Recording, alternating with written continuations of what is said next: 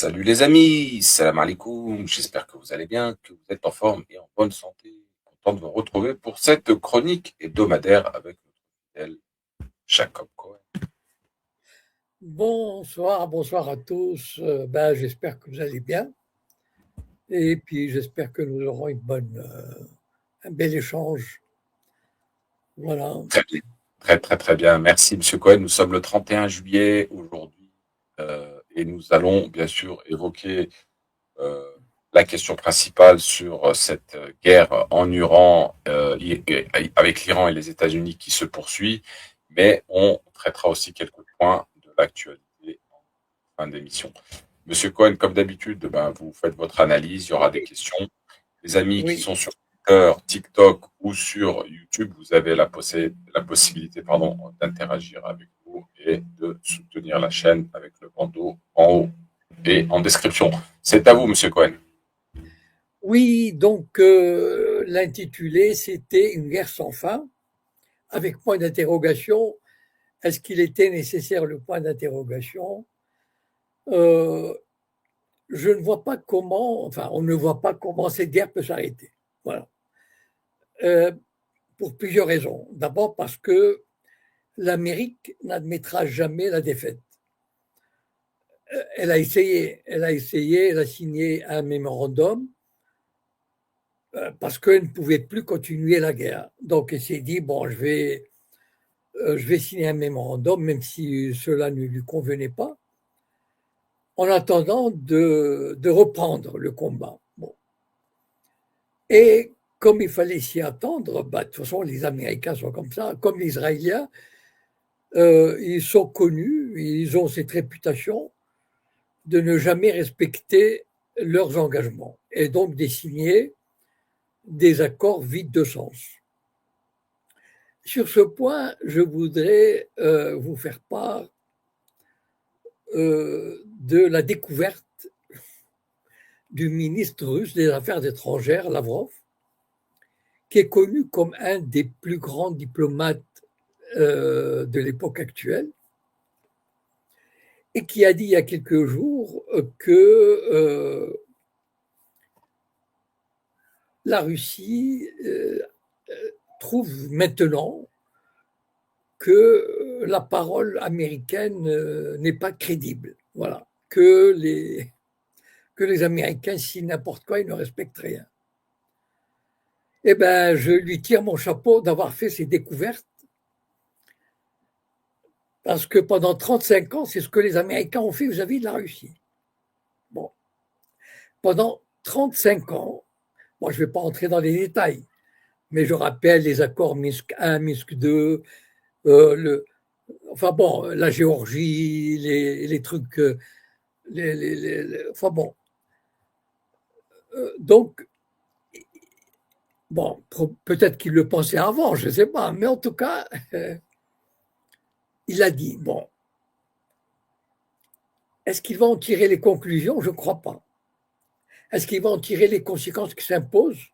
Je ne crois pas. C'est-à-dire, si la Russie, si l'Amérique demain lui dit, allez, on va se rencontrer en Alaska et on va trouver un accord, etc., je vous garantis que Poutine ira en courant.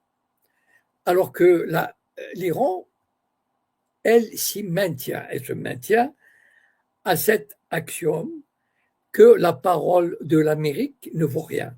La preuve, je vais vous dire. Bon, les Américains, ils ont l'habitude de jouer parce qu'ils se croient. Le drame de la communauté internationale actuelle depuis la Seconde Guerre mondiale, c'est que tous les pays, en tout cas les grands pays, comme la Russie, la Chine, l'Inde, ont toujours euh, respecté, se sont soumis à la volonté américaine. Ça veut dire qu'ils ont admis, ils ont intégré l'idée qu'Israël et l'Amérique peuvent faire ce qu'ils veulent. Voilà. Et on attend qu'ils soient de bonne humeur, disposés à parler pour qu'on fasse quelque chose avec eux. Voilà. Mais quand ils sont énervés, il faut faire profil bas, il ne faut pas les exciter. Voilà. Et donc, en fait, depuis 1945, la Russie, la Chine, tous les grands pays qui auraient pu, disons, qui avaient les moyens de contester cet impérialisme, ne l'ont jamais fait. Voilà. Et ils en ont subi les conséquences. Vous avez par exemple la Chine, en 1972-73, l'Amérique a reconnu que Taïwan faisait partie de la Chine. Elle l'a reconnu officiellement. Voilà. Et pourtant, depuis ce temps-là, l'Amérique arme Taïwan pour, comment dire, je n'ai pas envie d'utiliser un terme vulgaire, mais disons embêter la Chine. Voilà. Et ça l'embête, la Chine. Mais la Chine, bon, voilà, elle attend que la mauvaise humeur américaine passe. Voilà. Les Iraniens ont changé vraiment de vision, de tactique. Pourquoi? Parce que pendant des années, d'ailleurs on l'a dit ici souvent, combien de fois je disais que l'Iran subissait, voyait des personnalités assassinées, des agressions et ne répondait pas comme il fallait. Cette fois-ci, je pense que au-delà de l'attaque du 28 février,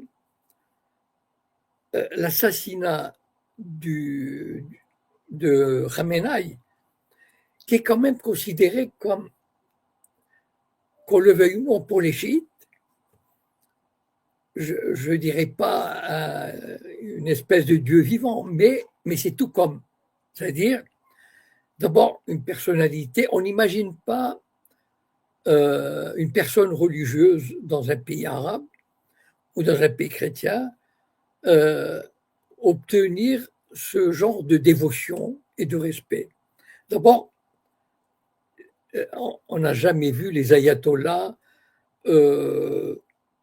construire des palais avec des salles de bain en or massif et avoir des comptes en banque de plusieurs milliards à l'étranger. Bon, ça n'existe pas.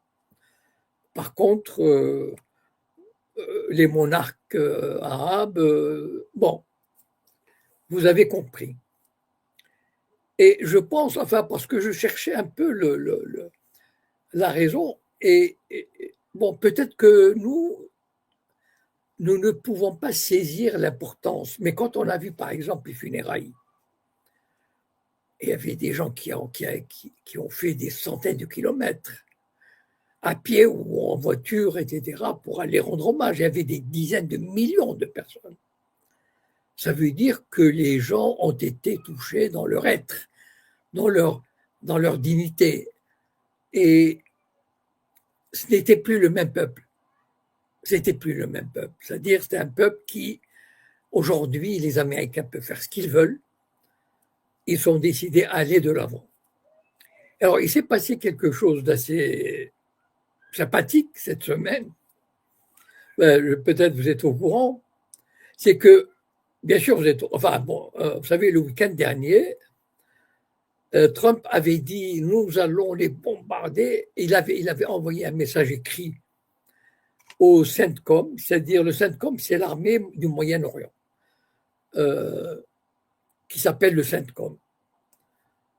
Et il leur a dit, c'est un texte écrit, hein, il leur a dit, faites-leur vivre l'enfer. Ouvrez les portes de l'enfer à l'Iran. Bon. Et on s'attendait à une explosion extraordinaire qui n'a pas eu lieu. Bon. Et donc, calme plat pendant 2-3 nuits, les Américains, non. Et donc, les Américains s'attendaient, Trump s'attendait, bon, voilà, nous avons arrêté, nous sommes les maîtres. C'est ça la mentalité yankee. La mentalité yankee, c'est ça, c'est-à-dire, nous sommes les maîtres, nous pouvons bombarder quand on veut, comme on veut. Le droit international, on n'en a rien à fiche. Par contre, quand on arrête, les autres s'arrêtent. Mais l'Iran a dit, vous savez quoi, ça ne m'arrange pas vraiment de m'arrêter. Ça ne m'arrange pas. Écoutez, Et donc, ils ont bombardé. Il paraît que Trump est entré dans une rage dingue, folle. Il était hors de lui. Je ne vous répéterai pas les termes vulgaires qu'il a utilisés. J'ai entendu moi-même. Des termes, imaginez les termes les plus dégueulasses du vocabulaire putassier. Voilà. Comment? Moi, j'arrête. Il a dit, on a été surpris. Ils nous ont eu par surprise, comme si lui, le 28 février, il n'a pas assassiné des dizaines ou des centaines par surprise. Non. Ils sont convaincus, c'est ça qui est terrible. Et je répéterai encore une fois, je ne le répéterai jamais assez. Je regrette énormément que la Chine et la Russie, qui ont des moyens colossaux, c'est l'Iran puissance 100. La Russie et la Chine ensemble, c'est l'Iran puissance 100. Et qui ne lèvent pas le petit doigt pour taper sur les doigts de Trump et de l'Amérique et d'Israël, pour leur dire maintenant, ça suffit. Voilà. Eh bien, l'Iran l'a fait. Et non seulement l'a fait, mais a lancé des bombardements sur la Jordanie, ce qui fait que ça a provoqué, et le drame, c'est que c'est terrible. C'est quand vous entendez par exemple les Américains bombardent. Moi, j'écoute vraiment des spécialistes américains, des anciens de la CIA, des anciens de l'armée, etc., qui disent que les Américains, quand ils bombardent, ils ne savent plus quoi bombarder. Parce que tous les sites, ils les ont bombardés. Vous savez, quand ils sont entrés en guerre, il y a eu 40 jours de bombardement. Donc, ils ont tout bombardé. Sauf, évidemment, sauf les trucs civils et les trucs énergétiques ou de dessalement, parce qu'ils savent, ils en ont touché quelques-uns et les Iraniens ont répondu. Donc, les Américains et les Israéliens savent que n'importe quel bombardement qui aura lieu sur ces sites stratégiques, c'est-à-dire civils, de survie humanitaire, les pays arabes, les pays alliés en paieront le prix. Et donc, en ce moment, l'Amérique a réussi à entraîner l'Arabie saoudite qui a attaqué les Houthis et qui a attaqué des militants pro-iraniens en Irak. L'Irak a une population chiite très importante. Et d'ailleurs, vous savez que le cercueil de Khamenei, il est allé en Irak. C'est-à-dire après Téhéran et Kerbala, je crois qu'il y a un autre site, mais en tout cas Kerbala est un site chiite extraordinaire. Et donc, ils ont bombardé. Les représailles, l'Arabie saoudite est en train de payer. Malheureusement, à mon avis, l'Arabie saoudite n'avait pas envie d'entrer en guerre parce qu'elle connaît le prix. Aujourd'hui, l'Arabie saoudite a dû perdre minimum 50% de ses exportations. Mais l'Arabie saoudite, elle paye aujourd'hui la soumission aveugle et totale à l'Amérique depuis à peu près les années 40. Voilà. À partir du moment où elle a confié sa sécurité à l'Amérique, elle s'est mise dans la gueule de loup. Alors, et j'imagine que MBS, il doit se dire, si jamais je bifurque, il va se faire assassiner. De toute façon, ils ont peut-être 2000 milliards chez eux, donc qu'ils ne retrouveront jamais. Et la tactique de l'Iran, elle est, on en a parlé, mais il faut le redire peut-être, c'est que l'Iran est en train de détruire systématiquement toute la base américaine de puissance américaine. C'est-à-dire, il y a une liste impressionnante. Et encore, ils n'ont pas terminé. Alors, les radars, les avions, les hangars, etc., ils n'ont pas fini parce que c'est tellement immense que chaque fois, il y a encore de nouvelles choses à détruire. Et Trump, il sait plus quoi faire.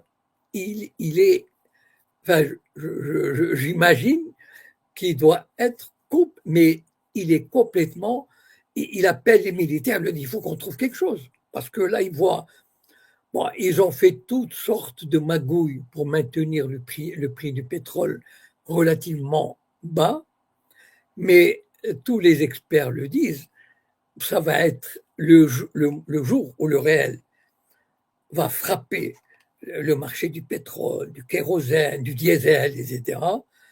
Attendez-vous à voir des bouleversements terribles. Voilà. Sauf qu'aujourd'hui, on veut colmater, mais l'Amérique, elle ne peut pas accepter, et surtout aussi qu'Israël, qui est le patron de l'Amérique, ça aussi, c'est bon, c'est un autre chapitre.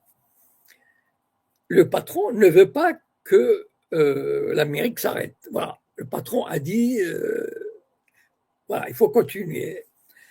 Et c'est pour ça que c'est une guerre aujourd'hui qui non seulement, enfin, elle dépasse les frontières, euh, c'est-à-dire qu'elle s'étend au Yémen, elle s'étend en Irak. Il y a 2 navires gaziers, vous savez, qui transportent du gaz liquide américains qui ont été bombardés en Égypte. On ne sait pas par qui, mais on imagine que c'est l'Iran. Et donc, c'est une guerre qui ne. Je vois mal comment elle puisse se terminer. Parce que Trump est complètement cinglé, mais même s'il ne l'était pas, il aurait fallu un président qui ait le courage de venir à la télévision et de dire, voilà, nous avons été entraînés dans cette guerre pour toutes sortes, pour des raisons bidons, parce que nous avons obéi, parce que nous avons été manipulés, etc., et que nous allons mettre fin à cette guerre. Mais le drame de l'Amérique, c'est que c'est un pays qui ne vit que par la guerre. C'est ça qu'il faut comprendre. C'est-à-dire qu'ils ont un complexe militaro-industriel. Non seulement, enfin, vous savez que l'Amérique a un budget militaire de 1000 milliards de dollars. Et cette année, il est passé à 1500 milliards, alors que c'est un pays qui a 40 000 milliards de dettes. Bon. Sauf que, bon, avant, il y avait des milliers de milliards qui allaient aux États-Unis. Aujourd'hui, il y a de moins en moins. Et donc, ce pays va se retrouver coincé. Mais pour faire cette révolution intellectuelle, politique, diplomatique, je pense pas que ça puisse arriver avec cette majorité actuelle, ce président actuel. Il faudrait un bouleversement terrible, mais peut-être qu'à force de taper, le peuple américain va comprendre qu'il faut absolument se débarrasser de pas mal de cette classe politique. Juste pour vous dire à quel point le lobby sioniste aux États-Unis, il est aux abois. Il y a, je ne sais pas si elle a eu lieu ou elle va avoir lieu. Vous savez que le lobby avait payé 40 millions de dollars pour faire battre un congressman qui s'appelle Massey. Bon, ils ont réussi. En ce moment, il y a une primaire au Michigan qui oppose une sioniste, enfin une américaine pro-sioniste, et un américain d'origine arabe, vu son nom. Abdel Youssouf, quelque chose comme ça, enfin bon. Et le lobby sioniste a mis 60 millions de dollars pour le faire battre. Ça veut dire qu'ils sont vraiment prêts à mettre le paquet. Et on va voir ce que ça va donner. Mais le sentiment anti-israélien est en train de monter très très fort. Et il faudrait un raz-de-marée anti-israélien, anti-sioniste pour faire changer le système. Mais qui risque réellement, s'il change, il risque d'avoir des dégâts terribles. Mais pour le moment, peut-être ça arrivera avec les primaires, mais moi, ce qui me remplit, vous ne pouvez pas vous imaginer la joie que j'ai d'écouter les informations. Voilà. Parce que les Iraniens ne lâchent rien. Non seulement ils ne lâchent rien, mais ils passent à l'offensive. Voilà. C'est-à-dire, ils disent, Et ils ne veulent pas négocier. Quand Trump dit il me supplie de négocier, on est en train de négocier, il publie immédiatement un communiqué. On n'est pas en train de négocier, ne négocie pas avec les menteurs, avec les perfides, etc. Voilà. Donc, eux, si Trump veut vraiment un prochain mémorandum, là, il va payer le prix. Et le prix fort. C'est-à-dire, avant, vous savez, comme au poker, c'est-à-dire quand on rentre dans une table, on montre ce qu'on a. Voilà.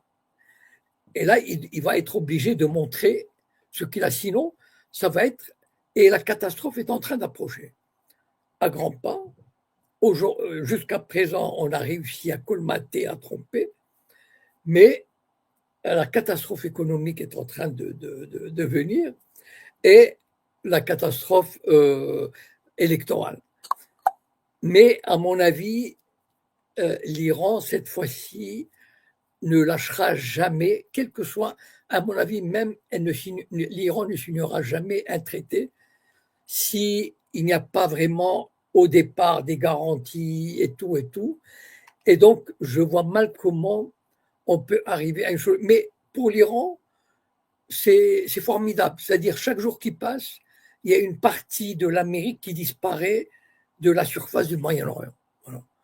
Parce que toutes ces bases, c'est hallucinant quand on se rend compte à quel point la présence américaine était extrêmement puissante.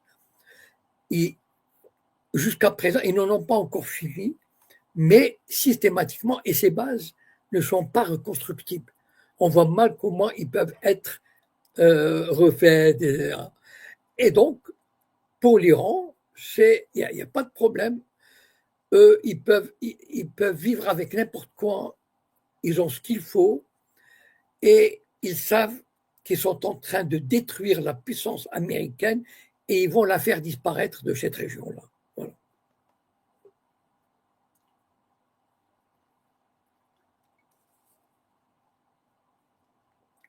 Voilà, Wadi. Monsieur Cohen, vous m'entendez là? Oui, oui. D'accord, voilà. Donc je disais merci Monsieur Cohen pour votre analyse sur la question. Alors j'aurais une question avant de donner la parole à Gilles qui nous a rejoint sur TikTok. Alors donc ces tensions entre les États-Unis et l'Iran, elles relèvent véritablement d'une stratégie de guerre ou elles s'inscrivent davantage dans une logique de dissuasion? Alors, du côté américain ou du côté iranien? Du côté des deux puissances en fait, et un équilibre des puissances, pardon. Non, du côté américain et du côté, enfin, de l'axe américano-sioniste, comme on l'appelle habituellement, ces deux pays, l'Amérique s'est toujours opposée à l'Iran. Il ne faut pas oublier qu'un coup d'État en Iran a eu lieu en 1953 pour renverser un premier ministre progressiste, Mossadegh, qui était élu démocratiquement et qui voulait nationaliser le pétrole. Et depuis 1979, l'Amérique a lancé l'Irak contre l'Iran et puis après a fait vivre l'Iran sous sanctions. Donc l'Amérique, fondamentalement, comme Israël d'ailleurs, ne peuvent pas supporter un Iran indépendant qui a une politique indépendante et qui veut se développer sans la tutelle américaine. C'est ça, il n'y a pas à chercher midi à 14 heures, il ne faut pas chercher très loin. L'Amérique et Israël ne peuvent pas supporter. Regardez, le Moyen-Orient, aujourd'hui, il est complètement sous la coupe américano-israélienne. Complètement. Voilà. Il n'y a personne qui bronche. Et même avec l'attaque, même les monarchies du Golfe n'osent pas encore dire aux Américains, écoutez, fichez-nous la paix, partez. Personne n'ose le dire. Voilà. Encore qu'en Jordanie, il y a eu un mouvement, il y a eu des centaines de personnalités civiles, des avocats, etc., enfin, bon, connus, qui ont osé, imaginez ça, dans un pays arabe, quand même, qui est une dictature. Ils ont publié une lettre ouverte au roi pour dire la Jordanie est en train de payer un prix très fort pour son alliance avec l'Amérique, il est temps de l'arrêter. Voilà. Donc, il y a quand même un moment. Mais le problème, le drame de cette région, c'est que tant que l'Amérique et Israël ne puissent envisager un Iran libre et indépendant, il y aura toujours la guerre. C'est ça le point fondamental, c'est que ces pays, comme d'ailleurs l'Amérique, ne peut pas supporter le développement de la Russie, comme l'Amérique ne peut pas supporter le développement de la Chine. C'est-à-dire, c'est ça la caractéristique de l'empire. Un empire, c'est un État, ou en tout cas c'est une puissance qui se croit tellement puissante, tellement hégémonique, qu'elle ne supporte pas l'émergence d'une puissance concurrente. Voilà. Et donc, tant que l'Amérique aura ce sentiment et les moyens de sa puissance, évidemment, eh ben, elle continuera sur cette voie-là. Elle s'arrêtera le jour où elle comprendra qu'elle ne pourra plus le faire. Voilà. Et ça arrivera. Ça peut arriver du côté de l'Ukraine, ça peut arriver du côté de la Chine, même si c'est à petite dose, mais ça arrive au Moyen-Orient. Ça, c'est évident. C'est-à-dire que l'Amérique, qui était une puissance dominante au Moyen-Orient, ne sera plus une puissance dans quelques mois. Elle n'aura plus rien là-bas. Elle ne disposera d'aucune base. Rien. Et donc, j'imagine que même les pays qui ont peut-être normalisé avec Israël se poseront des questions sur cette alliance. Donc, et pour l'Iran, c'est un peu l'effet miroir, c'est-à-dire on n'a pas le choix.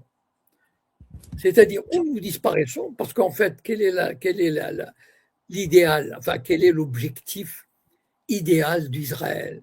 Ça a été, ou de l'Amérique, c'est de faire comme avec la Syrie, ou comme avec l'Irak, diviser le pays. Voilà. Parce qu'en Iran, il y a des Kurdes, il y a des Baloutches, enfin, il y a pas mal de groupes humains différents, et ils avaient espéré, s'ils brisaient le pouvoir central, de pouvoir créer des petits États autonomes. Et donc, voilà un peu des deux côtés. Donc, il faut bien que quelqu'un cède. Et ça ne peut pas être l'Iran. Parce que l'Iran, d'ailleurs, la preuve est là. S'ils avaient pu soumettre l'Iran, ils l'auraient fait au mois de mars, avril, après 40 jours de bombardement massif. Et ils avaient décimé la tête de l'armée, etc. Or, aujourd'hui, qui c'est qui tape, qui c'est qui frappe, qui c'est qui mène la danse, et qui c'est qui prend l'initiative militaire, c'est l'Iran. Hein. Eh bien, merci, Monsieur Cohen. Donc, Gilles, bonsoir. Oui, bonsoir. Toujours un plaisir de retrouver Monsieur Cohen. Vous m'entendez? Oui, on vous entend. Ok. Donc, Monsieur Cohen, c'est toujours un plaisir de vous retrouver. Merci. Alors, donc, j'avais une seule question à vous poser parce que, en fait, sur les réseaux sociaux, de plus en plus, on voit des images de défection de soldats de l'armée de Sahel parce qu'ils n'ont pas de base. Il semblerait qu'il n'y a pas de munitions, qu'il n'y ait plus de munitions. Et on dit que sur les bases américaines, il y a 15 bases qui ont été touchées, mais en fait, il s'agirait de 17 bases. Et pratiquement toutes les bases américaines auraient été frappées pour des équipements qui valent des millions de dollars. Alors, dans ces conditions, moi, je me posais la question, pourquoi y a-t-il des défections de soldats alors qu'ils savent qu'ils sont protégés par le parapluie nucléaire américain, quelque part? Merci. De quels soldats vous parlez de désertion? Soldats de Sahel. De Sahel, il y a une centaine. C'est tout neuf. Non, je vois, non, Gilles, je vois à quoi vous faites allusion. Non. En fait, il y a eu une révolte dans une base israélienne de l'armée il y a 2 jours. Et il est vrai qu'une centaine de soldats n'ont pas déserté, mais ils ont quitté la base, voilà, parce qu'ils en avaient marre. En fait, le commandant, enfin bon, c'est une histoire un peu compliquée à expliquer ici. Le commandant voulait modifier ou changer ou éliminer des trucs typiques à la brigade. Enfin bon, Si vous voulez, ce qui s'est passé, c'est que les soldats ont quitté la base sans autorisation et sont revenus. Voilà. Donc il y a une enquête, etc. Mais ça montre surtout le ras-le-bol. C'est pas une désertion, mais ça montre le ras-le-bol des milliers de soldats israéliens qui, on leur fait faire une guerre depuis 3 ans quasiment, et ils voient pas le bout. Et c'est même pas une guerre à la limite. Avant, ils faisaient une guerre pour défendre, enfin, ils avaient l'impression de défendre leur pays. Voilà. La guerre de 67, la guerre de 113, c'était une guerre existentielle dans un sens. Alors que là, ils voient que ce sont des guerres d'expansion, de domination.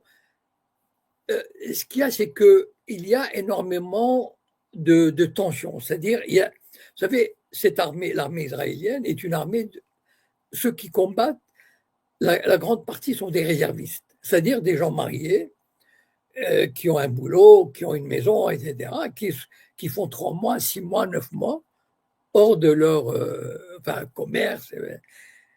Et à un moment donné, ça devient terriblement pesant. Et bon, c'est vrai qu'il y a un sentiment de patriotisme, etc., mais qui est en train de prendre un sale coup. Parce que, bon, on a beau être patriote, mais on ne voit pas, les soldats, ils ne voient pas vraiment ce qu'ils font à Gaza, au Liban, etc. D'autant plus que ce n'est plus, vous savez, les Israéliens étaient habitués à ces guerres éclairs, où on allait quelques jours et on revenait victorieux. C'est plus le cas maintenant. Et ils ont la trouille aussi, c'est-à-dire, ils se disent que, bon, ces gens-là, ils sont très bien en drone, ils ont peur de combattre le Hezbollah, par exemple. Vous savez qu'en 2000, avant 2000, ils étaient au sud Liban. Et le Hezbollah, enfin, s'il y a un film, si vous avez l'occasion de voir le film Beaufort, comme le nom de le château de Beaufort, il est sorti il y a 15 ans, hein, et très très bien. C'est bon.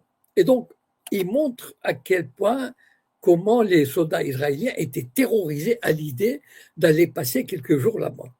Et d'ailleurs, ils sont partis la queue entre les jambes en 2000. Donc, il n'y a plus ce sentiment d'impunité, de supériorité, d'invincibilité. Et donc, et il est vrai qu'il y a des chiffres qu'on ne connaît pas. Par exemple, il y a un grand pourcentage de réservistes qui ne répondent pas à la convocation. Ils reçoivent une convocation, mettons, ils font 3 mois, ils rentrent chez eux, ils reçoivent une autre convocation, ils ne répondent pas. Que voulez-vous que le gouvernement fasse? Il ne faut pas de publicité là-dessus. Ils ne vont pas les mettre en prison.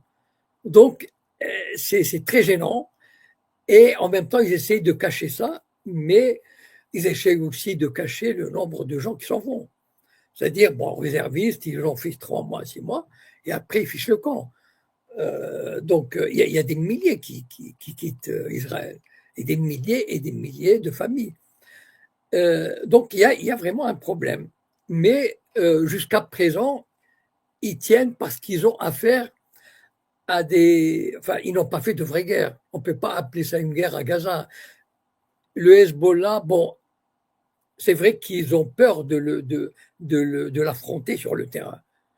Donc, ils envoient des avions, comme ils savent le faire, c'est-à-dire à bombarder, voilà.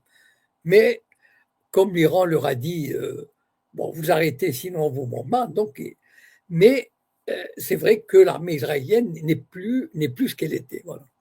Il y a énormément de problèmes, mais qu'on cache.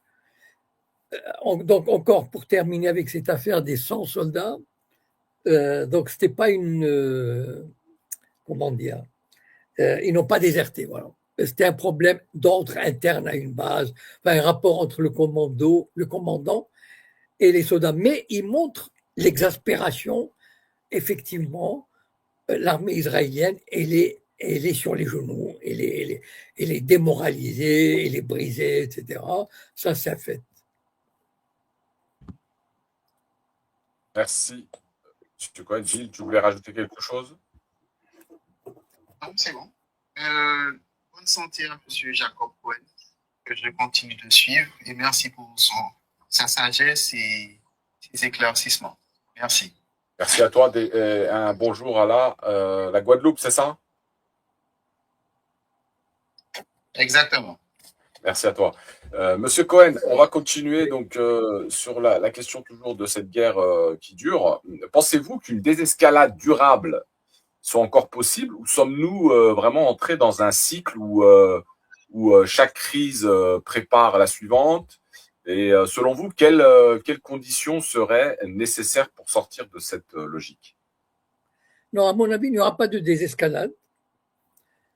Enfin, bon, j'ai dit un peu, j'ai expliqué un peu ce qui se passe. C'est que les Américains, ils pensaient que, bon, on va taper, on va s'arrêter, on va signer un mémorandum, et puis après, le temps de se réarmer, etc., et puis on revient. Sauf que maintenant, les Iraniens ne veulent pas jouer ce jeu-là. Donc, que peuvent faire les Américains? C'est fini. Donc, il n'y aura pas de désescalade. Parce que les Iraniens, ils poursuivent leur stratégie de détruire, d'éliminer toute présence américaine. Évidemment, les Américains sont obligés de réagir parce qu'ils ne peuvent pas se laisser taper sans réaction quand même. Mais en fait, peut-être qu'ils enverront, peut-être, on parle de peut-être envoyer 5000 soldats sur une île pour dire, ah voilà, on a pris une île. Mais ça serait une catastrophe terrible, mais bon. Mais les Iraniens, ils ne lâcheront rien. Voilà. La seule chose qu'ils feront, c'est une reddition en bonne et due forme, mais cette fois-ci, c'est pas seulement signer un papier. Ça, ils n'en veulent pas. Voilà. Ils ont dit, on ne veut pas négocier, on ne veut rien. Si vous voulez négocier, il y a deux choses, par exemple. Vous nous rendez l'argent que vous avez confisqué et vous levez les sanctions. Et après, on discute. Voilà. Et ça, si l'Amérique le fait, c'est l'aveu de la défaite. Et ça, imaginez l'Amérique toute puissante qui se soumet à un pays, excusez-moi, passez-moi l'expression, de bougnoul. Il faut voir comment les Américains en parlent des Iraniens, et d'ailleurs des Arabes en général. Donc, et ça, c'est très difficile à accepter. Mais à un moment donné, ils seront obligés de passer par là. Hein. Voilà. C'est comme ça que je vois les choses. Parce qu'à un moment donné, lorsqu'il y aura une crise mondiale terrible qui va arriver, je veux dire, voilà, moi je vous dis, à ceux qui utilisent le diesel, attendez-vous à des prix hallucinants. Le kérosène, pour les avions, au mois de septembre, ça va être, je ne sais pas comment, enfin bon. Et puis tout ce qui passe, et encore, c'est pas fini. Les destructions n'ont pas totalement abouti. Par exemple, l'Iran a établi une liste dont par exemple, ils ont détruit un site Amazon. Je ne sais plus où, je crois que c'est dans les Émirats Arabes Unis.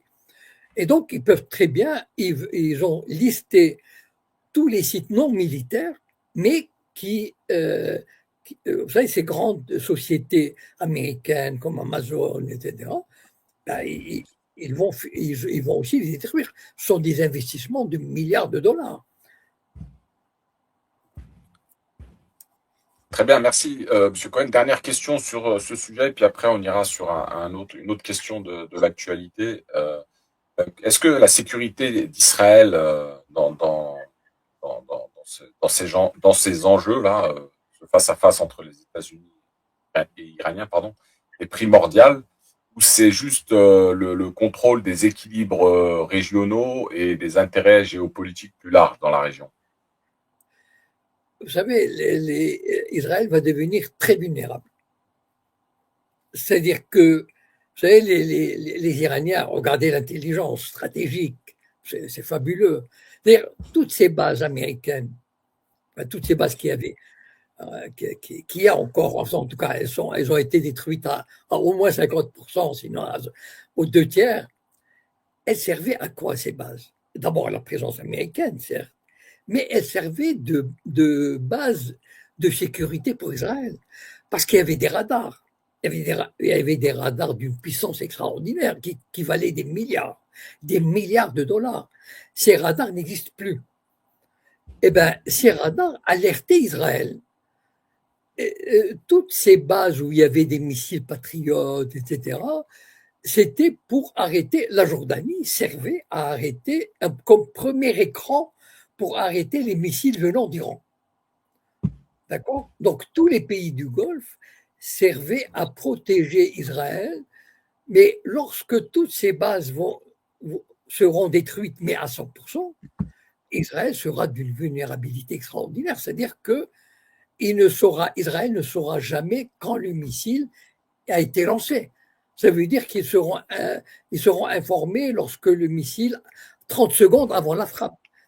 Donc, la vulnérabilité d'Israël, le jour où l'Iran décidera de frapper Israël, ça va être terrible, ça va être le massacre.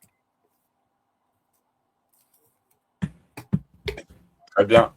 Alors, merci. On va faire une transition et on va aller sur la question d'actualité, hein, cette vague d'immigration à Ceuta et Melilla, dans le nord du Maroc. Et je voudrais avoir un petit peu votre analyse sur cette question-là. C'est une stratégie employée, orchestrée par le régime marocain, ou c'est comment dirais-je, une réalité que l'on voulait nous cacher sur la situation économique du pays, hein, une fuite en avant de la population. Voilà, j'aimerais avoir votre analyse sur le sujet. Il paraîtrait qu'on a des chiffres, hein, qui vont de 40 à 60 000 migrants. Voilà. Oui. Alors, d'abord, en général, Ceuta est une ancienne, enfin, elle est toujours, mais ça fait plusieurs siècles que les Espagnols s'étaient installés à Ceuta et à Melilla. Melilla est moins importante parce qu'elle se trouve vers l'est, alors que Ceuta est à la porte du détroit de Gibraltar, en face de Gibraltar. Et c'est une ville qui a pendant longtemps servi de contrebande, de point de contrebande. Quand moi je travaillais à Casablanca, les gens allaient au Ceuta. Moi aussi, je suis allé une fois. Et on pouvait acheter tout ce qui ne se trouvait pas au Maroc. À l'époque, il était très difficile de trouver des téléviseurs, enfin toutes sortes de choses au Maroc. Tout était contrôlé, etc. Et on pouvait le faire à ce temps. Mais c'était un trafic, comment dire, normalisé, voilà. Et bon, il y a des, j'imagine qu'il y a des centaines de milliers, sinon des millions de jeunes Marocains. Vous savez qu'au Maroc, à peu près 30 ou 35% des gens ou des jeunes, ils n'ont pas un travail normal. C'est-à-dire ici, en France, c'est ce qu'on appelle un travail, ils ont une activité informelle. Voilà, informelle. C'est-à-dire, en France, quand on travaille, on a un salaire, etc., avec tout ce qu'il faut. Dans un pays comme le Maroc, dans ces pays où il y a tout un secteur, ce qu'on appelle informel, c'est-à-dire qui n'est pas soumis au droit du travail. C'est-à-dire les gens travaillent quelques heures par jour, un jour, une semaine, et ils émerdent comme ça, ils vendent des cigarettes au détail, ils essayent, et c'est à peu près 35% des gens qui font ça. Des journaliers agricoles, des journaliers ici, là, des gens qui se vendent, enfin, entre guillemets, par exemple, pour faire de la peinture, pour faire le travail de ménage.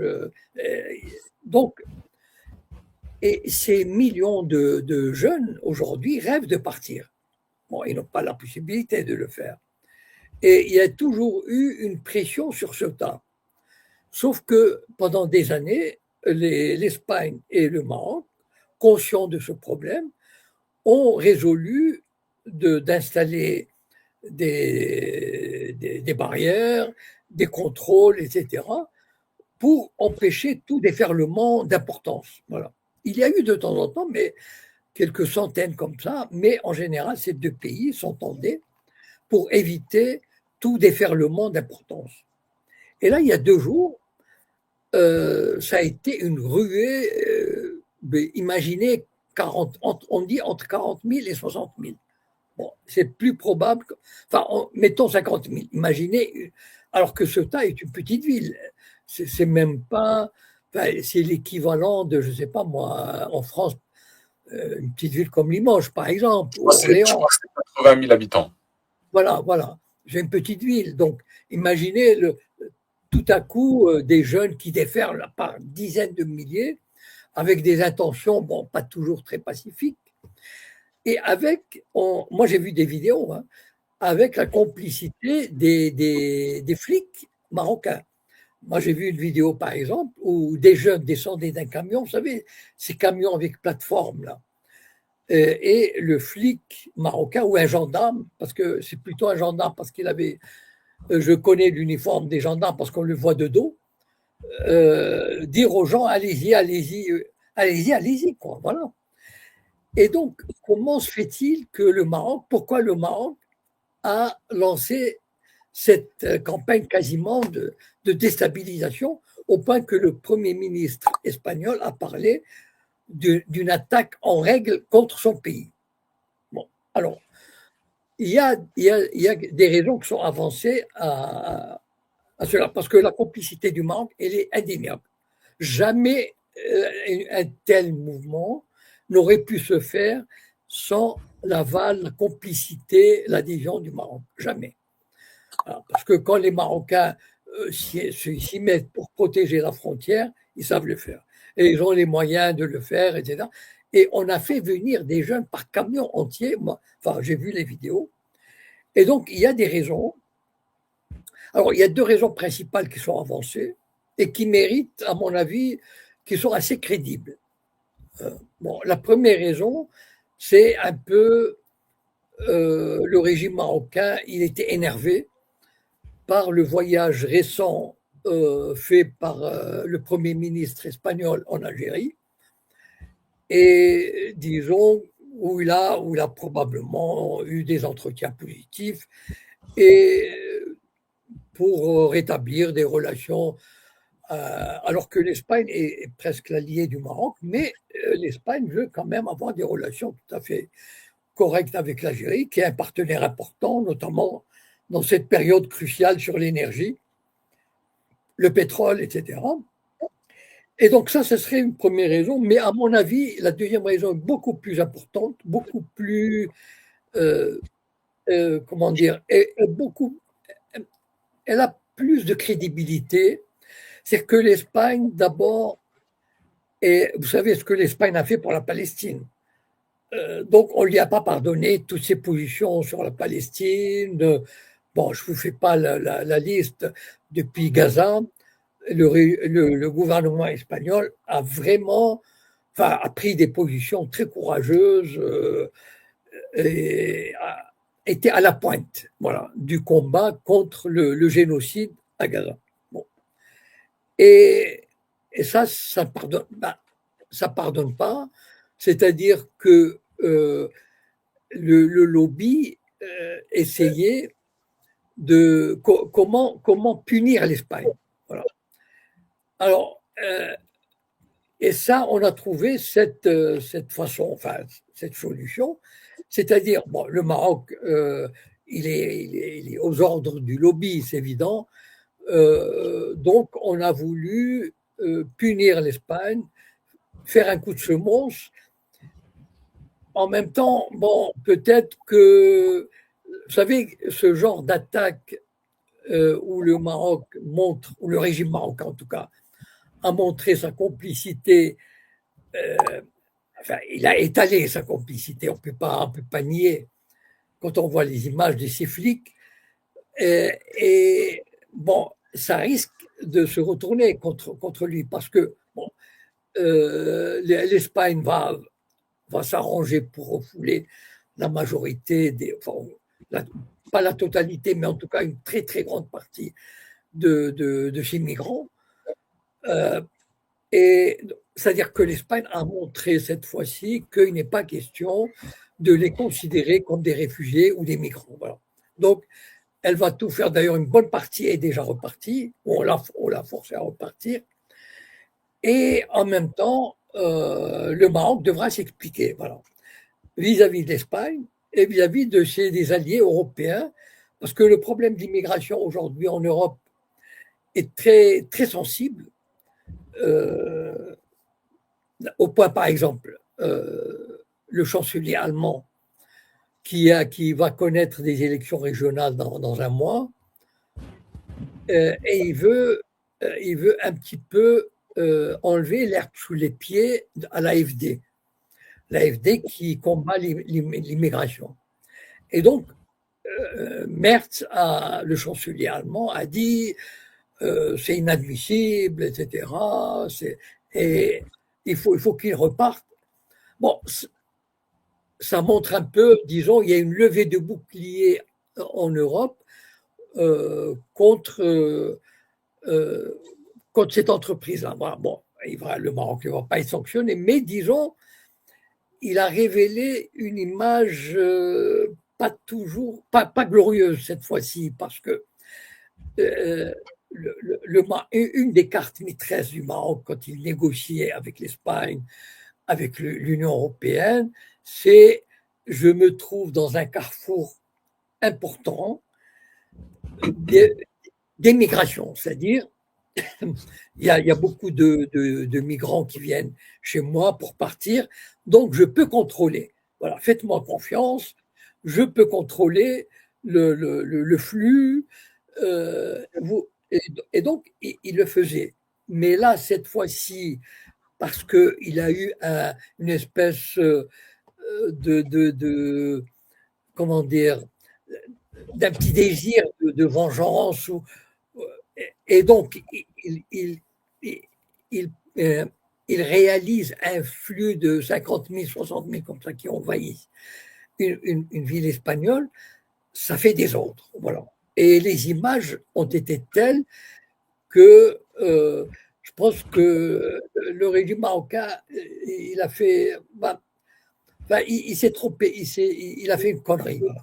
C'est pas glorieux, parce que tout ce qu'il a construit, toute cette crédibilité qu'il a construite comme rempart, voilà, comme rempart pour l'Europe d'une immigration massive incontrôlée, a sombré d'un coup, et je pense qu'il mettra beaucoup de temps à retrouver sa crédibilité d'autrefois.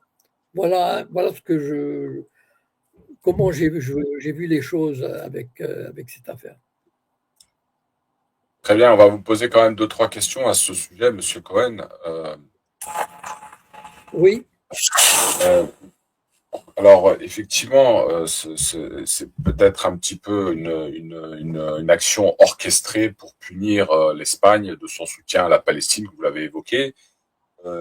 Peut-être aussi par rapport à ses positions concernant la guerre en Iran. On sait qu'il y a eu quelques déclarations ces derniers temps. Alors, pour les plus récentes, c'est aujourd'hui, mais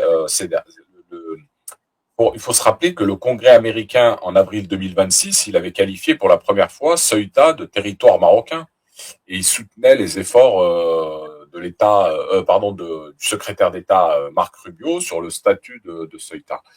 On a aussi tout récemment l'autoroute au Sahara occidental qui a été nommée Donald Trump.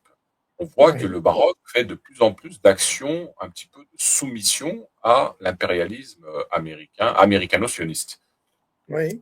Est-ce que cet acte-là est encore une fois un acte de soumission à l'impérialisme américano-sioniste?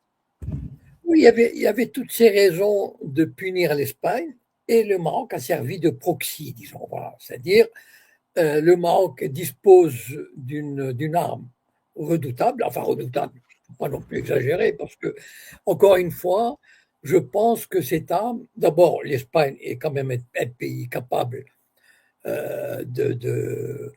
il s'est montré, enfin, il va se montrer capable de résoudre ce problème, c'est-à-dire, voilà, bon, ils vont mettre du temps, mais ils vont renvoyer l'écrasante majorité de ces jeunes.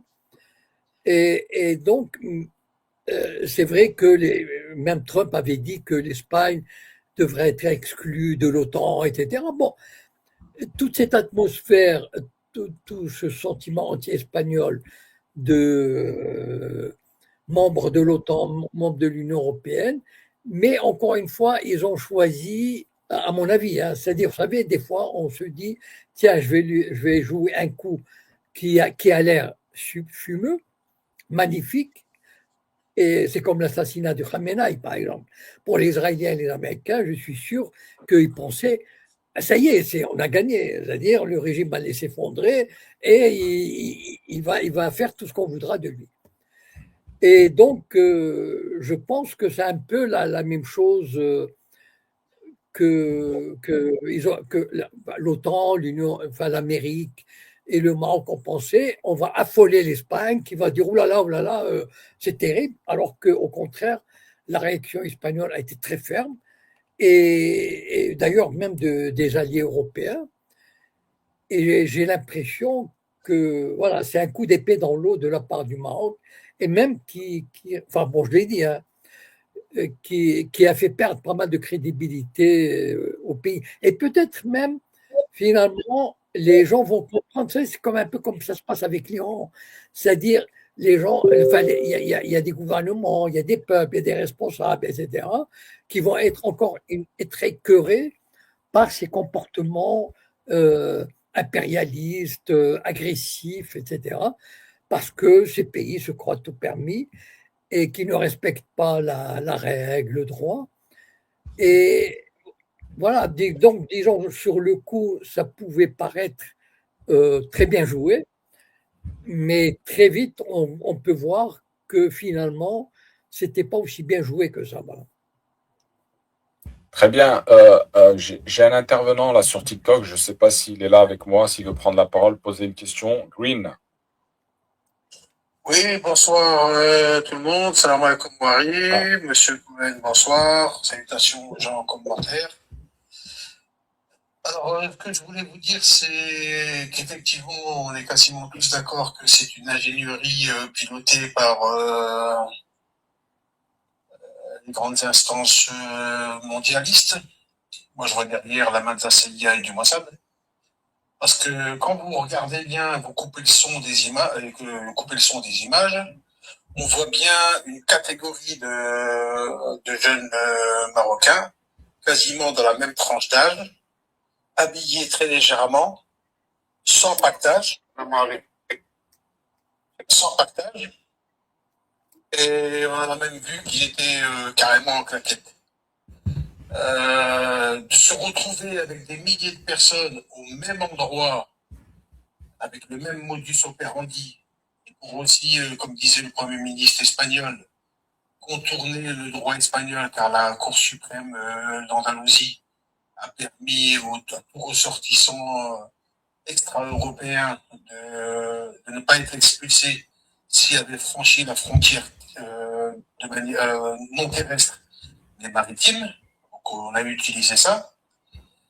Ça ressemble à un mini printemps arabe, mais très localisé, parce que bon, je pense que je suis d'accord avec vous, Monsieur Cohen, quand vous dites que l'Espagne va avoir la capacité technique pour endiguer ce problème, parce qu'en fait, il ne faut pas oublier que ça ne se passe pas sur l'Espagne métropolitaine, mais que ça se passe du côté de l'autre côté des rives de Gibraltar, du côté africain. Donc c'est pas vraiment l'Espagne métropolitaine qui est menacée, mais ça concerne quand même le territoire administratif espagnol. Mais là où moi je voulais en venir, c'est la corrélation avec les déclarations d'Abdelmadjid Tebboune. Quand il a dit récemment, celui qui s'en prend à la Tunisie, il peut s'attendre à une raclée. Et la gratitude du ministre tunisien. Pour moi, c'est un ballon d'essai pour effectivement, à l'avenir, d'une pierre deux coups, punir l'Espagne pour les raisons que vous avez évoquées tout à l'heure. Et c'est un ballon d'essai qui va se passer en Tunisie. Attends, mon ami. Mon ami, s'il te plaît, tu coupes pas la parole, tu laisses terminer et s'il te plaît, Green, essaye d'aller au bout, comme ça, Monsieur Cohen, il va peut-être rebondir. Oui, je vais pas faire de tunnel, mais je sais pas si vous m'avez compris. On est tous d'accord que c'est une ingénierie pilotée par les grandes instances de renseignement mondiaux, CIA, Mossad, etc.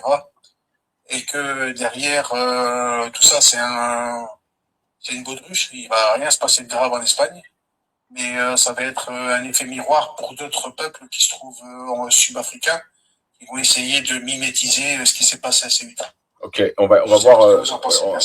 Merci pour ton intervention, Monsieur Cohen. J'espère que vous avez compris. Et je vais compléter juste les dires de Monsieur qui est avec nous sur TikTok.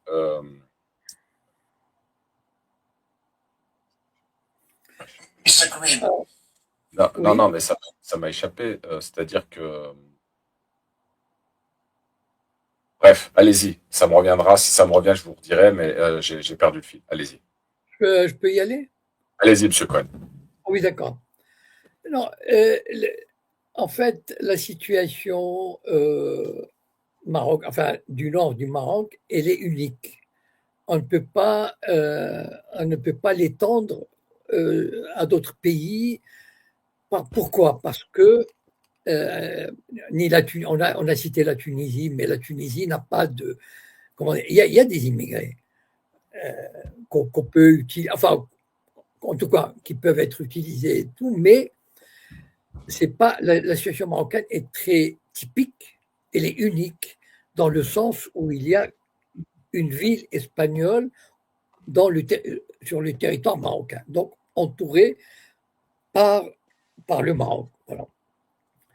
Et donc, il a mentionné, mais l'auditeur, effectivement, on a vu ces jeunes qui n'avaient pas d'habitude, quand des gens vont chercher ne serait-ce que à immigrer de manière illégale, etc., ils emmènent un petit sac, un minimum.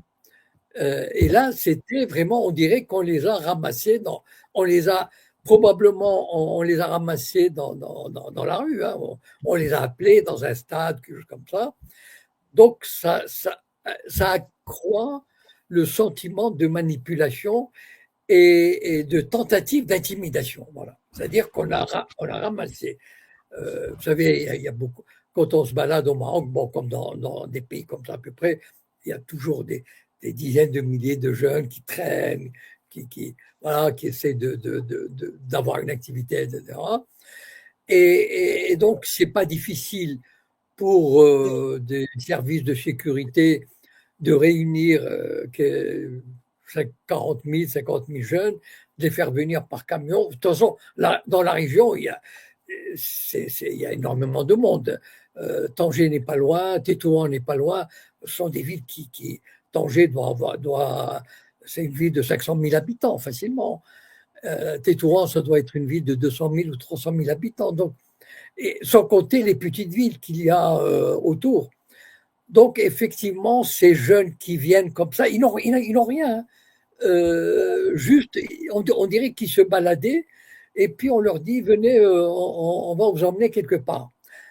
Et c'est vrai, ça ajoute à la manipulation.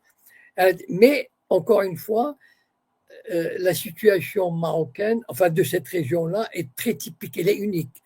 On ne peut pas l'extrapoler. Maintenant, bien sûr, comme en Libye, comme la Tunisie, on peut utiliser la question des immigrants, etc., des réfugiés, des immigrants et tout, et on le fait, mais d'une autre manière, pas avec des bateaux, etc., alors que là, c'est vraiment... D'ailleurs, ce n'est pas la première fois qu'il y a des troubles à Ceuta, des tentatives. Mais ces tentatives, par exemple, se limitaient à quelques centaines. Par exemple, des fois, enfin, il y a 1000, 2000 jeunes Marocains qui s'entendent, qui se disent allez, venez, on va essayer de foncer, et puis celui qui pourra arriver, c'est déjà arrivé, mais c'était de vrais volontaires pour l'immigration. Voilà. Alors que là, manifestement, c'était des jeunes qui se baladaient quelque part sur l'avenue, puis on leur a dit venez, on va vous payer un petit voyage. Alors, Monsieur Cohen, je ne suis pas forcément trop d'accord là-dessus, D'accord, allez-y. puisqu'on a quand même, je pense j'ai un peu regardé et tout, mais est-ce que ça pourrait être pas non plus une marche verte déguisée comme celle qui avait été faite pour le Sahara occidental et aussi, j'aimerais comprendre aussi, puisque effectivement vous dites qu'il y a des jeunes qui ont été pris comme ça dans la rue et tout ça, mais il y a eu le discours du trône qui a été tenu la veille, je crois, la veille ou au soir, et au Oui, lendemain, il y a cette offensive qui a été faite. Euh, oui. Moi, j'aimerais comprendre comment le message a été passé déjà aux populations, puisque les populations, elles se sont pas dirigées comme ça bêtement vers Ceuta et Melilla. C'est qu'il y a eu un message qui a été véhiculé, je pense. Et Oui, autre chose, Monsieur Cohen, oui. euh, est-ce que le Maroc revendique ou aurait des velléités à vouloir récupérer Ceuta et Melilla? Et si c'était le cas, est-ce que cette opération qui a été orchestrée pourrait être éventuellement, puisqu'on sait que le Maroc a des velléités expansionnistes, est-ce qu'elle pourrait orchestrer cette opération pour Tindouf et Béchar, par exemple? Voilà. Allez-y, monsieur Cohen. Alors, je peux vous dire une chose, c'est que le Maroc a toujours revendiqué le retour de Ceuta et Melilla. Toujours. Voilà. Mais l'Espagne a dit que ce sont des villes qui sont espagnoles depuis 4 siècles, ou 5 siècles, en fait. C'est c'est vrai, c'est-à-dire, bon. Mais en tout cas, elle se trouvent sur le territoire marocain.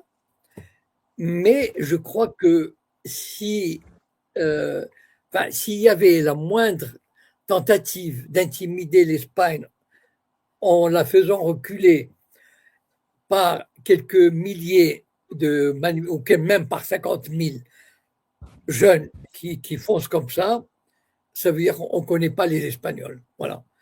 Parce que franchement, non. Non, à mon avis, il y avait aucune chance comment dire, d'inonder, parce que l'Espagne, de toute façon, aurait réagi d'une façon ou d'une autre. D'ailleurs, elle a réagi fermement. Euh, donc, c'est pas, moi, je pense plutôt c'est une opération d'intimidation et d'avertissement. Ça veut dire, voilà, on peut vous emmerder. Voilà. Le message est ça, et on va vous emmerder, et vous allez voir, parce que vous avez, etc. Donc, mais je crois que, vous savez, d'ailleurs, enfin, c'est amusant. Et par exemple, Gibraltar, qui est juste de l'autre côté du détroit, et les Britanniques, c'est un peu, c'est pas l'équivalent de Ceuta, parce que Ceuta, il y a 80 000 habitants, mais à Gibraltar, il y a 10 000 habitants, ou 5 000 ou 10 000. Voilà. En fait, quand on connaît Gibraltar, enfin, je suis passé, enfin, il y a quoi? Il y a quelques rues, c'est vraiment minuscule.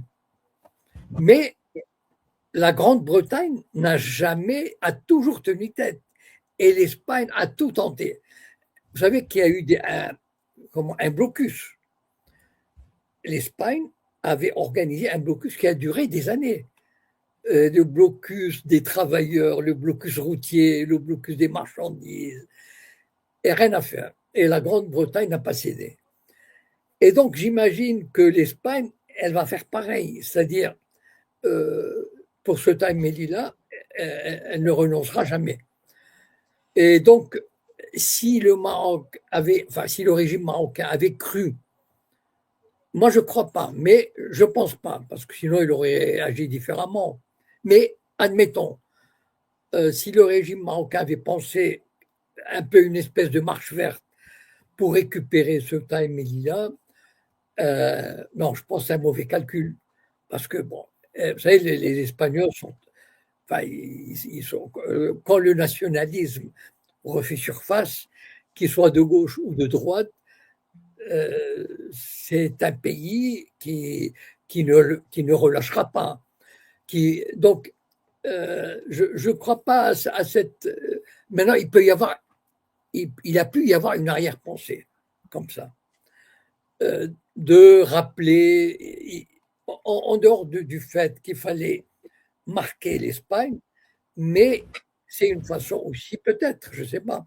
Mais je n'ai pas entendu de revendication. En tout cas, peut-être qu'il y a eu, mais je n'ai pas entendu des revendications. Mais cela dit, le Maroc aurait pu récupérer ce time média, comme il aurait pu récupérer le Sahara en 1956.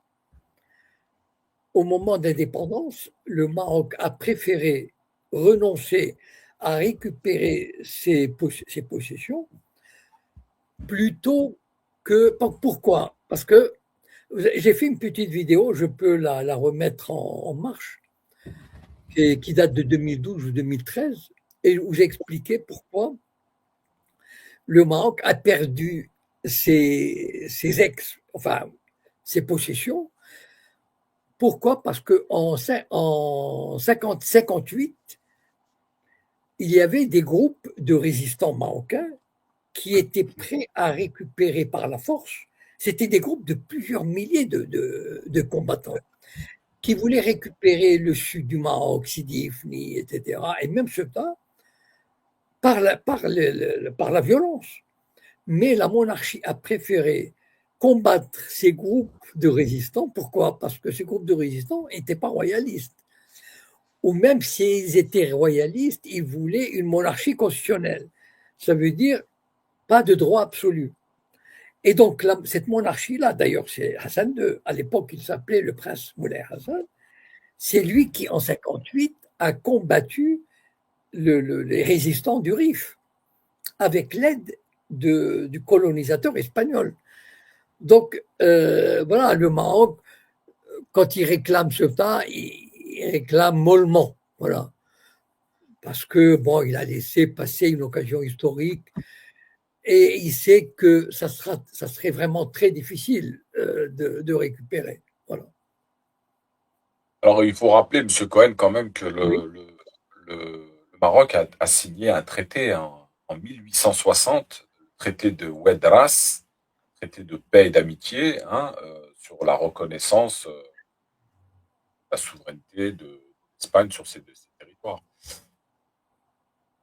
Bon, je ne sais pas si vous le connaissez, ce traité, mais bon, je vous enverrai le lien éventuellement. Mais en tout cas, le Maroc avait bien signé ce traité-là. Alors, c'était en 1860, c'est bien vieux. Voilà. Mais sur ma deuxième partie de la question, est-ce que vous pensez, M. Cohen, ça a été orchestré, si c'était orchestré volontairement dans le but éventuellement de dire, cette Emilia, c'est à nous, c'est marocain. Non, je crois avoir répondu. Est-ce que, oui. est-ce que cette opération peut se répéter, puisqu'on sait qu'il y a des velléités expansionnistes du royaume, c'est une réalité.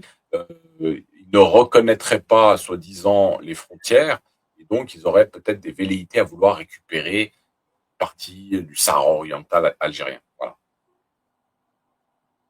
Non, moi je crois pas trop à cette parce que bon, vous savez, la marche verte, elle s'est faite avec comment dire une espèce de bénédiction espagnole, alors que si le Maroc envoie, je sais pas moi, 20 000 Marocains ou 50 000, quel que soit le chiffre, reprendre Tindouf, bon, il y a les militaires de l'autre côté qui vont tirer. Enfin, je veux dire, c'est une invasion.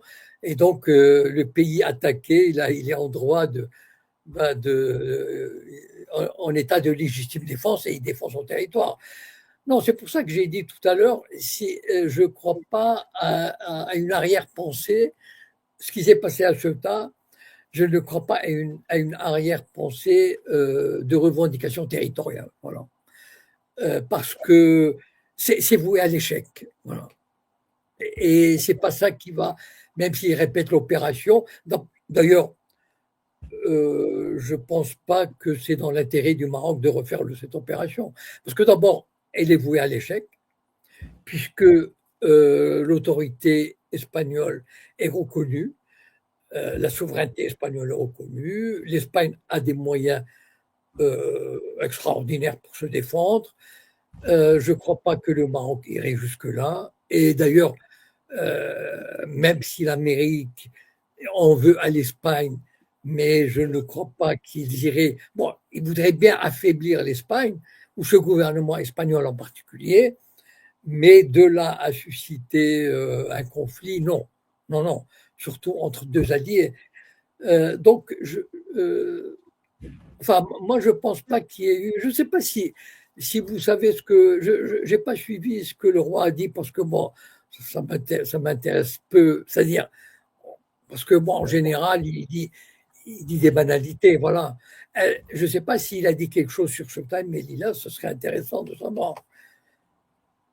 Non, j'ai pas suivi vraiment son discours. Je l'ai pas. J'ai eu quelques échos, mais sans plus. Juste pour clôturer, Monsieur Cohen, la chronique, dernières informations concernant les événements à Ceuta et Melilla. L'ambassadeur à l'ONU de l'entité sioniste Israël déclare ce vendredi: il serait temps qu'elle explique au monde pourquoi elle maintient encore des enclaves coloniales en Afrique. C'est l'hôpital qui se fout de la charité. Bref. Ah non, ah non, ça c'est. S'il y avait un prix de l'humour, comment dire, de l'humour bête et méchant, non, il remporte la palme. C'est fabuleux. Enfin, c'est fabuleux que l'ambassadeur sioniste parte d'enclave contraire au droit international. Alors que ce qu'ils font, c'est. Enfin bon. Non, non, mais bon, voilà. Bon, dans un Incroyable. sens, Juste finalement, allez-y, allez-y. ouais, finalement, comment dire, ça va renforcer l'Espagne dans sa détermination, d'abord de défendre sa souveraineté et en même temps de combattre le sionisme ou l'État d'Israël, etc. Voilà. Juste aussi, dernière information, pareil, hein, le fils de Netanyahou, Yair Netanyahou, publie la carte de Ceuta et Melilla en affirmant, euh, entre guillemets, chers Arabes et musulmans, vous voulez libérer les terres arabes islamiques occupées, voici un bon début. Bon. Non, ça me rappelle, vous savez que les sionistes et les Américains voulaient libérer les Iraniens de la domination religieuse. Enfin, Ouais, de la dictature des mollahs. voilà. Alors, bon, ils ont tout essayé, et puis malheureusement, ça n'a pas marché pour eux, et ils ont été très déçus. Leur déclaration était complètement à côté de la plaque. Bon, ça Tout à montre à l'heure, quel Monsieur Cohen, tout oui, à l'heure, excusez-moi, tout à l'heure, il y avait un commentaire intéressant. Il faut que je vous le dise parce que oui. comme ça, on va clôturer là-dessus. Pourquoi le peuple marocain ne se dirige pas vers le palais de la monarchie au lieu de se diriger à Ceuta et Melilla? Ah oui, c'est pas mal. Oui, Hein, parce que oui, c'est pas bon, mal. hein. Oui, mais là, les Espagnols sont des gens qui ne tireraient pas sur une foule, alors Par contre, que, le régime marocain, oui. par contre, moi, j'ai vécu deux soulèvements populaires, réellement, hein, deux soulèvements en 65 et 84. Eh ben, les militaires tiraient à la mitraillette des hélicoptères hein, sur les manifestants. Ça rigolait pas. Hein. Et vous, Monsieur Cohen, Oui, avez-vous reçu des répressions du gouvernement du régime marocain ou pas? non, Non. non, pour le moment, non. Enfin, je veux dire. À l'époque, surtout quand vous étiez là-bas, je parle, hein, parce que là, aujourd'hui, vous êtes Ah non, expatrié, non, vous êtes à non, Paris. non, à l'époque, comment dire. Alors, c'était les années 80, donc c'était les années où il y avait, où les derniers groupements marxistes, trotskistes, etc., ont été réduits à néant. C'est-à-dire que tous les principaux responsables, notamment Ablam Salfati, etc., avaient été capturés, torturés, emprisonnés, etc. Donc, il n'y avait plus de contestation, il n'y avait plus de manifestations. On était, comment dire, on vivait, on savait que il fallait pas brancher, voilà. Donc, on acceptait, c'est-à-dire, on murmurait entre nous, mais on n'osait pas la moindre contestation. Voilà. Il fallait surtout pas manifester quoi que ce soit. Et c'était un régime Moi, je me souviens, par exemple, même les soirs, par exemple, quand il y avait le Noël ou le jour de l'an, alors qu'à Casablanca, il y a ce qu'on appelle la corniche. C'est là où il y a les boîtes de nuit, les cafés, etc. Et bien, à 9 heures du soir, ils interdisaient la circulation vers la corniche. Donc, à tel point, il y avait une surveillance. Non, non, on n'osait pas trop l'ouvrir. Hein. C'était une époque. Attention. Hein, Très bien. Bah, écoutez, merci, M. Cohen, encore une fois. Et ok, on va suivre ça de tout près. Hein. La semaine prochaine, je bien pense sûr, que l'évolution de la situation, bien on en sûr. saura plus. On vous Allez, souhaite bonne un soirée. excellent week-end et à la Merci. semaine prochaine. À la semaine prochaine. Ciao.